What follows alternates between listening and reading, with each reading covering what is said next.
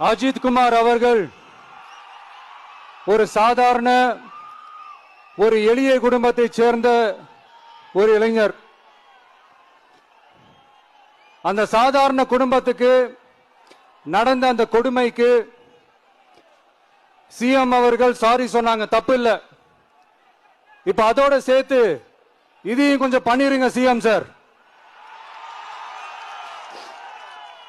உங்களுடைய ஆட்சி காலத்துல இதே மாதிரி போலீஸ் விசாரணையில 24 பேர் இறந்து போயிருக்கிறாங்க. அந்த 24 பேரோட குடும்பத்துக்கும் நீங்க சாரி சொன்னீங்களா?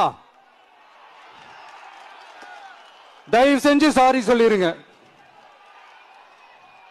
அஜித் குமார் அவர்கள் குடும்பத்துக்கு நீங்க கொடுத்த நிவாரணம் மாதிரி இந்த 24 பேர் குடும்பத்துக்கும் நீங்க நிவாரணம் கொடுத்தீங்களா?